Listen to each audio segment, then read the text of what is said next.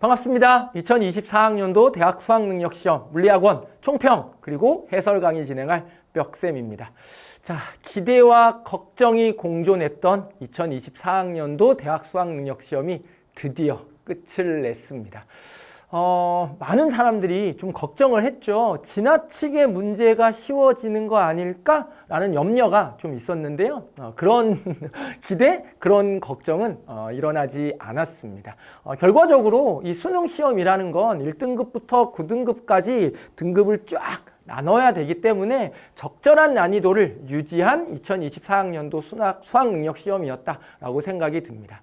오늘의 결과가 여러분들의 기대치에 미쳤을 수도 있고요. 부족했을 수도 있습니다. 그런데요, 중요한 건 우리는 오늘의 결과가 여러분들의 인생을 결정짓는 아주 중요한 요소는 아니다라는 것을 좀 알아두셨으면 좋겠어요. 결과적으로 여러분들이 성장해 나가는 밑바탕에 오늘의 결과가 있을 뿐입니다. 이 결과를 바탕으로 여러분들은 한 걸음 더 나아갈 수 있는, 한 걸음 더 성장할 수 있는 도전의 기회로 삼으시면 그걸로 충분하지 않을까라는 생각이 듭니다. 자, 지나친 걱정, 지나친 기대 내려놓으시고요. 미래를 위해서 한 걸음 한 걸음 한 번 더 달려나가는 여러분들이 되었으면 좋겠습니다. 자, 그럼 난이도부터 보도록 하겠습니다.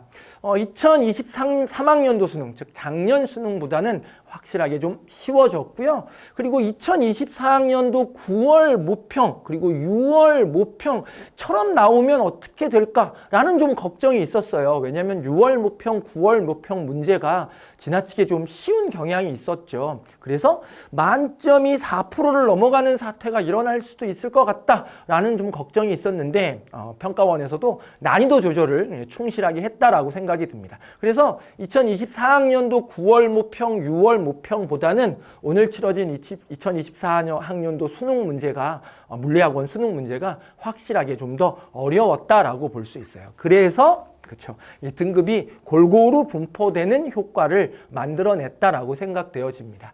자, 출제 경향입니다. 역시나 6월 모평, 9월 모평을 기반으로 한 문제가 다수 출제가 됐습니다. 이건 매번 강조하는 내용이죠. 그래서 그해 6월 모평과 9월 모평 분석은 너무나도 반드시 수행하고 수능 시험을 맞이해야 된다라는 걸 다시 한번 입증해 준 시험이었다라고 볼 수 있고요. 그리고 올해 치러진 6월 모평, 9월 모평뿐만이 아니라 관연도 기출 문제들, 평가원에서 출제됐던 기출 문제들을 풀어나가는 게 더없이 중요했다라는 것도 다시 한번 확인해 볼 수가 있었습니다. 올 수능에서 유난히 좀 특별하게 생각해 두실 만한 요소는 바로 EBS 연계성이 굉장히 좀 강해졌다라고 볼 수 있어요. 그동안은 EBS 연계다라고 했지만 이게 과연 연계일까라는 이러한 좀 물음표를 낳았다면 오늘 치러진 이 물리학원 문제는요, EBS 출제 문제, EBS에 나와 있는 문제의 그림 그대로인 문제들까지도 있었습니다. 그래서 EBS 연계성을 좀 더 강화하기 위한 노력을 평가원에서 많이 했구나라는 것을 좀 확인해 볼 수 있었던 시간이기도 한 것 같습니다.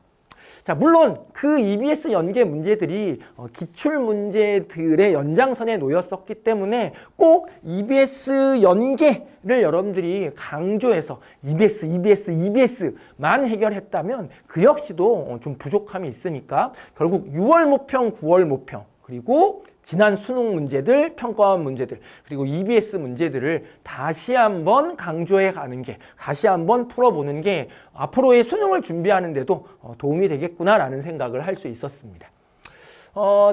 전체적인 문항 분포는요, 그동안에 출제됐던 문항 분포와 크게 다르지 않았다라는 것을 우리가 확인해 볼 수가 있었습니다. 대단원 1단원에서는 9문제, 대단원 2단원에서는 6문제, 대단원 3단원에서는 5문제가 그대로 출제가 됐고요. 전 단원에서 골고루 문제가 분포되어졌다라는 것도 우리가 확인해 볼 수가 있었습니다. 특히나 역학 파트, 그렇죠? 예상대로 6문제를 차지하면서 여러분들의 난이도를 높이는데 여러분들이 골머리를 앓는데 이 역학 문제들이 또 한 번 활용되어졌다라는 것을 확인해 볼 수 있었어요. 이 중에 좀 눈여겨볼 만한 문제들입니다. 모든 문제가 그렇지만 특히나 운동량과 충격량 파트는요. 6월 모평, 9월 모평 거의 그대로 이번 수능에서도 출제가 되어졌다라는 걸 확인해 볼 수가 있었습니다. 꼭 요 문제뿐만이 아니라 각 단원들의 문제들 역시 6월 모평, 9월 모평의 연장선에 놓였던 문제들이 대부분이죠. 특수상대성 이론 문제도 6월 모평의 양쪽 과학원 문제 그대로를 바로 수능에서도 다시 한번 활용한 문제로 출제되어졌습니다. 역학적 에너지 보존 문제는요. 6월 모평, 9월 모평 활용에다가 그러니까 마찰 구간을 지날 때 에너지 손실이 발생하는 문제 유형에다가 관연도 2020년도, 2021년도 수능에서 출제됐던 문제 유형 그대로를 바로 2024학년도 수능 20번에 다시 한번 반복하기도 했습니다.